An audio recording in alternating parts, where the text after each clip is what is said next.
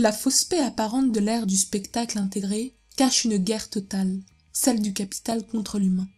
L'un des moyens majeurs de cette guerre est le flicage généralisé des formes de vie. Son objectif est le désarmement des corps. Après la Première Guerre mondiale, alors que les récurrentes crises de surproduction discréditent l'économie capitaliste, cette dernière doit produire une alternative à la relance par la guerre pour sauver son modèle. Cette alternative sera la société de consommation qui se développera dès les années 30 en Amérique du Nord pour s'étendre à l'Europe après 1945. Cette métamorphose du capitalisme nécessite une réforme anthropologique, une mutation culturelle et psychique d'adaptation des ressources humaines aux nouveaux impératifs économiques. Progressivement, un idéal type de la société de consommation et de son management des êtres réduits à l'état d'expédients d'eux-mêmes va émerger. La jeune fille. Sous le patronage de cette nouvelle icône emblématique du libéralisme libertaire, le corps potentiellement révolutionnaire du producteur humain sera désarmé, passant de la dangerosité inhérente des virils secteurs agricoles et industriels à l'impuissance sidérée de la nouvelle économie des services. La jeune fille est cette figure symbolique exemplaire de domination et de domestication à cette nouvelle étape. Elle est la contre-offensive de la suzeraine loi du profit en lutte contre le principe d'humanité. Elle est la figure tutélaire de la société de consommation, de l'urbanisation triomphante et de la tertiarisation de l'économie. Le concept de jeune fille n'est pas un concept sexué. Il concerne l'image du citoyen modèle générique de la société marchande aujourd'hui mondialisée. Voilà pourquoi l'engourdi racaille en Nike des banlieues métropolitaines répond tout autant de la jeune fille que la languide cadette bobo des mondanités cultureuses. Voilà encore comment le cadre sexagénaire en cabriolet à crédit n'est pas moins jeune fille que la chair fraîche estudiantine qu'il convoite éhontément. Voilà, enfin, que de ce point de vue fondamental de rapport sensible à l'existence, le bodybuilder huileux amateur de selfie est aussi une jeune fille, ni plus ni moins que la pétasse ordinaire du même horizon mental de la salle de fitness. Nymphette régime sans cholestérol ou babylan sans roubignoles, cordelette du string ou poulie du simili viking en legging, même mode d'emploi, même apologète stérile du style de vie par le petit bout de la lorgnette des alvéoles du soi. Mais si le concept ne recouvre pas strictement un sexe en particulier, pourquoi donc la jeune fille ? Parce qu'en toile de fond, il s'agit de jeunitude, c'est-à-dire de prostitution au sens étymologique de la jeunesse, et parce qu'il s'agit aussi de féminitude, autrement dit, du galvaudage de la féminité. Le jeunisme et le féminisme institutué sont donc deux armes pour la guerre symbolique, mais néanmoins totale, que mène la machine capitaliste contre l'humanité. La jeune fille forme la synthèse des deux archétypes structurants de l'économie politique contemporaine. La jeunesse est, comme l'énonce Stuart Owen, la période de vie définie par un rapport de pure consommation à la société civile, tandis que les femmes sont, elles, les tenantes de la sphère de la reproduction. Comme le réclame l'algorithme, la jeune femme de 20 ans se présente alors naturellement comme cœur de cible choisi de la consommation. Ses humeurs sont réglées sur le cycle de répétition frénétique de la reproduction. L'adolescente comme la disquette primitive, la chambre d'enregistrement qui ne peut que capter, avaler, recracher, prototype et syncrétisme du politiquement correct et de la décence monnayable, elle est énergumène, bougonne, piailleuse, grogneuse, contestataire, seulement pour se donner l'air, toute sa perspective et le caprice consumériste. L'économie politique n'a eu, dans l'immanence de son développement, qu'à se baisser au tréfonds d'une anthropologie fondamentale pour réifier la femme. Chez le sulfureux Otto Weininger, la relation de l'homme à la femme n'est autre que celle du sujet à l'objet. C'est à la perfection même de l'objet que la femme cherche à atteindre. Écrit l'auteur de Sexe et Caractère qui ajoute que la femme est la chose de l'homme ou la chose de l'enfant et ne veut être, en tout et malgré tous les déguisements dont cette volonté se couvre, considérée que comme une chose. À entendre Weininger exprimer ainsi l'envers du discours féminin de convenance féministe, nul doute que, mécaniquement, nombre de fausses vierges effarouchées s'offusqueront pour se répandre en dénégations obtuses. Il sera néanmoins compris instantanément par toute femme apte à penser à rebours, voire à l'envers. Nous n'avons d'ailleurs jamais douté qu'il y en eût en quantité notable. Celles-ci ne nous ont pas attendus pour savoir que le seul ennemi de l'émancipation de la femme est la femme, selon la formule célèbre du même Weininger. Pas de fumée sans feu. L'écran de fumée jeune filliste est un cancer se développant sur le feu incendiaire de la jeunesse et sur la flamme d'un désir féminin rendu insatiable par la dévalorisation de la maternité. Ainsi, jeunesse et féminité sont reconfigurées pour être érigées au rang d'idéaux de la société d'hypermarché global. La figure de la jeune fille, nous dit Tiquin, réalisera l'unité immédiate, spontanée et parfaitement désirable de ces deux déterminations. Une nouvelle figure de l'autorité est née qui les décline toutes. Toutes les figures anciennes de l'autorité patriarcale se trouvent dès lors jeunes fillisées ou obsolètes. Les rebelles qui s'énervent encore contre l'autorité patriarcale ont un anti-autoritarisme de retard. Ils déboulonnent des statuts déjà tombés, tout en appelant de leurs vœux un avenir déjà advenu. Citoyen modèle du capital constitué en empire global, autrement dit citoyen du monde, sujet souverain de sa propre chosification, la jeune fille est l'intimité mise sur le marché de l'autovalorisation narcissique des échanges déshumanisés. Elle est le nombril du monde nouveau, la grande parlementaire du parti égotique unique, le cliché des mœurs reproductibles, l'héliographie des seules émotions permises. À peine le jeunisme et la féminisation réalisés en leur absolue synthèse, que déjà la jeune fille se décline en différentes niches du marché symbolique, afin de répandre son empire sur toute forme de vie tangible. Des profils standardisés du panthéon jeune filliste au bestiaire non exhaustif qui se déploie en grumeaux au gré des artifices d'industrie non épuisables. La beurette, jeune fille hystérique de la diversité conforme des parvenus de la déportation économique, la bobo-bio, jeune fille hygiéniste de l'économie repeinte en vert, la cougar, jeune fille en voie de péremption, la racaille, jeune fille agressive à l'esthétique homosexuelle viriliste, le cadre de la grande distribution, petite cheftaine d'épicerie régnant impitoyablement sur son armée de caissières au sourire forcé, le joueur de foot, jeune fille bling-bling à haute valeur capillaire ajoutée, la politicienne petite bourgeoise, VRP de la moraline mielleuse auprès des cochons des lecteurs, ou encore la porn star, jeune chienne qui se décline elle-même en diverses races d'élevage, comblant moult niches du marché de l'imaginaire sexuel désincarné. Lubricité ou moralité mise à part, examinons d'un doigt cette dernière. Figure d'un désir conformé aux impératifs tous azimuts du marché de la misère sexuelle contemporaine. La porn star est au XXIe siècle débutant l'icône virtuelle de la jeune fille funestement réalisée, comme l'était le top modèle anorexique des années 90 ou la femme libérée rêvée que chantait Cookie Dingler dans les années 80. L'actrice X, pur réceptacle des tensions viriles perdues, représente, en tant que publication des orifices privés, la jeune fille dans toute sa quintessence. Elle est l'hyperbole de toutes ses déclinaisons, caractérisant le mieux l'expérience d'une époque, en polarisant les possibilités autour du sexe, synthétisant les mythes du tonneau des Danaïdes et du vagin denté, tout au trou, comme forfait de l'expérience intégrée et intégrante du « trou-moi carnassier », sans remise de peine. Ainsi, la prétendue libération des femmes n'a pas consisté dans leur émancipation de la sphère domestique, mais plutôt dans l'extension de cette sphère à la société tout entière, ajoute Tiquin. En d'autres termes, la jeune fille incarne à la fois la privatisation du bien commun et la mise en commun de l'intime.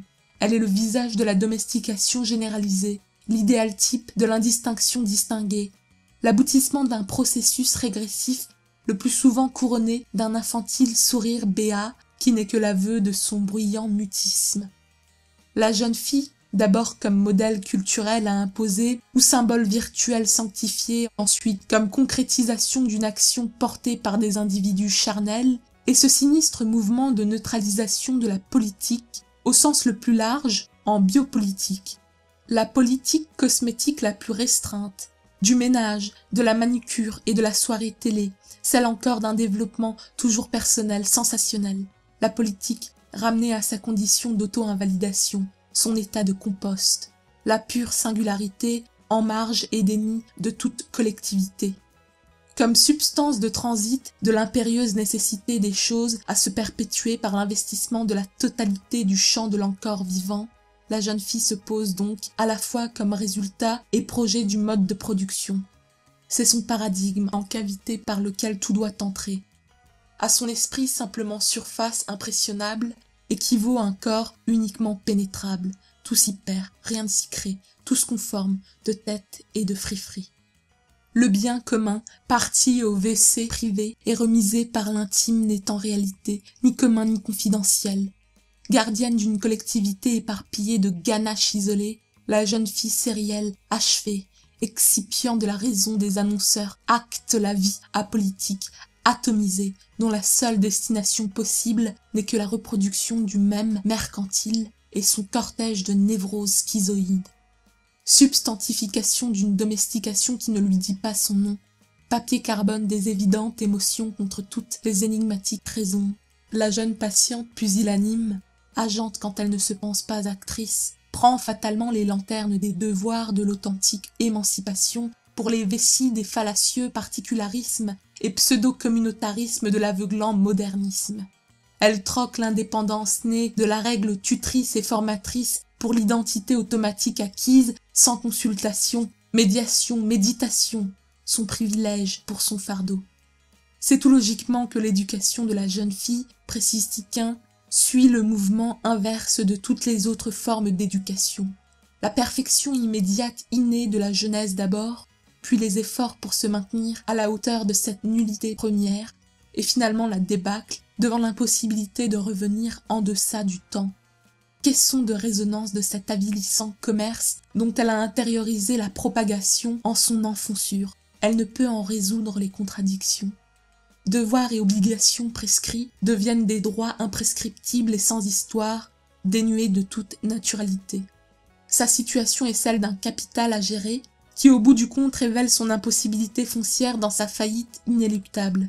Le néo-matriarcat médiocre, castrateur et improductif d'un mode d'être tout entier calqué sur le mimétisme à la chose imposée sans espace de créativité, don différé, effacement et sortir de soi, dépassement viril de la décision consentie, et celui d'un bien commun, incapable de se hisser à sa condition d'humanité, la communauté. Telle une bulle financière détruisant l'économie dite réelle, la jeune fille est une image détruisant son propre corps. Partout chez la jeune fille, le même acharnement à faire abstraction de son corps et à faire de son corps une abstraction. La jeune fille est un déni de réalité. Elle est la superstructure qui vampirise l'infrastructure. Comme l'anorexique, sa célèbre variante psychotique, la jeune est pourtant condamnée à échouer à dompter parfaitement son corps. Là est son drame. Parallèlement, elle y perd aussi infailliblement la maîtrise de son esprit. Là est sa tragédie.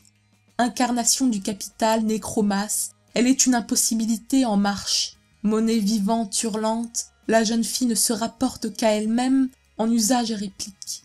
Vivant en couple avec sa propre image névrotique, elle est le numéraire absolu en attendant d'être dévaluée et déclarée surnuméraire.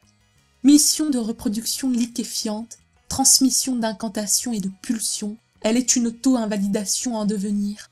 Au quotidien, elle est d'ailleurs une déception toujours renouvelée, et ce n'est qu'au bout de son anorexie spirituelle que le visage de la jeune fille devient visiblement ce qu'il a toujours été intrinsèquement, celui de la mort. Voilà donc le dernier visage de l'humanité périmée, produit industriel de série, travailleuse à la chaîne de sa misérable et illusoire autovalorisation, son destin, analogue à celui des travailleurs des chaînes d'industrie, est d'être remplacée par de véritables machines. Produit de sa vente et vente de son produit, la Fifi est inscrite au centre du dispositif chtonien, de l'imposture du désir incoerciblement ramené à l'acte d'achat ou à l'envie de dormir. Figure de l'humain terminal, elle préfigure le transhumanisme, prochaine étape promise par le millénarisme capitaliste. De la vallée siliconée de la jeune fille éphémère au vieux fantasme d'éternité de la Silicon Valley, il n'y a qu'un pas, qu'un glissement glacial que le vent d'ouest tente déjà de provoquer. Le robot sexuel viendra alors détrôner la jeune fille, dépassement de l'ultime superficialité humaine par l'artifice machinal définitif. C'est bien par l'homme qui n'est plus un homme et la femme qui n'est plus une femme que passe la lame de fond de l'indistinction. l'androgyne répond imparablement à l'actrice de film porno, tous deux sans éros ni charme. La stéréotypie a mauvaise presse en ce qu'elle est le versant symbolique de l'appartenance, alliée fidèle et catégoriquement complémentaire à la différenciation dans la constitution du sens. Pour distinguer, il est nécessaire de pouvoir associer, et inversement. Comme pour tout mauvais mot, l'interdiction captieuse du stéréotype de la langue commune a fonction de dissimulation d'un ordre pourtant déjà bien arrivé. L'actrice et l'androgyne ne sont plus que de soigneuses caricatures, précisément celles de la mort qui advient sans mystique. Et ce n'est plus l'école du progrès qui vous le dira. Simulacre d'abord d'une femme et d'un homme qui n'en sont plus vraiment, avant d'être les contrefaçons d'hommes et de femmes qui n'en sont vraiment plus. Telle est la destinée ectoplasmique de la jeune fille accomplissant ses rêves. Voilà donc notre jeune fille désormais frappée d'obsolescence programmée. Instrument au service d'une politique générale d'extermination des êtres capables d'amour. La superficialité de son existence est aujourd'hui précarisée, concurrencée par l'absence définitive d'être que cristallise la machine cybernétique. La jeune fille couvre la marchandise d'un œil plein d'envie, car elle voit en elle son modèle, c'est-à-dire la même chose qu'elle, mais en plus parfait.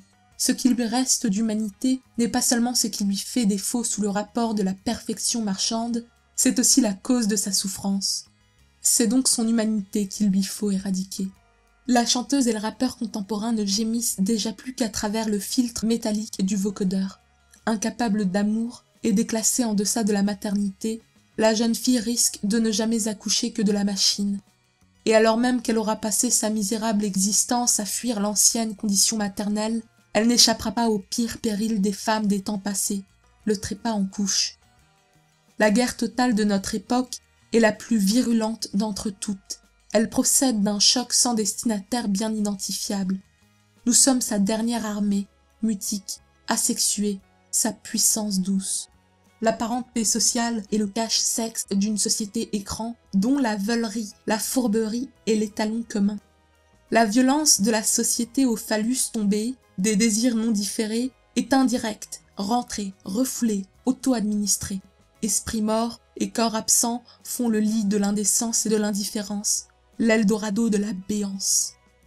Notre mission est de restaurer la sensibilité, les sensations et le sens, sinon pour les baby-boomers de la génération Y, fatigués et cérébralement liquides, du nihilisme de la dérision consumériste occidentale, sinon pour les zombies autistiques du déracinement global pour lesquels la cloche a déjà sonné, au moins pour ceux qui le peuvent encore, demandeurs d'une ascendance, au moins pour les jeunes filles non arrivées, ressentant la nécessité de s'inscrire dans une lignée, au moins pour les possibles éclaireurs d'un demain. Nous avons besoin des hommes, nous avons besoin des femmes, distinguées, d'une vraie virilité, donc d'une féminité retrouvée, une humanité sauvegardée. Notre emprise sur le monde, la conquête de notre destinée, passe par ce combat majeur. Notre fenêtre de tir est là, et c'est une meurtrière. Nous sommes entre le dernier homme et les post-humains, préfigurant les transhumains déjà dans les cartons. Ne plus ramasser et suivre, suivant le mouvement chariot du panier caddie, où le cyborg sera le stade suprême de la jeune fille.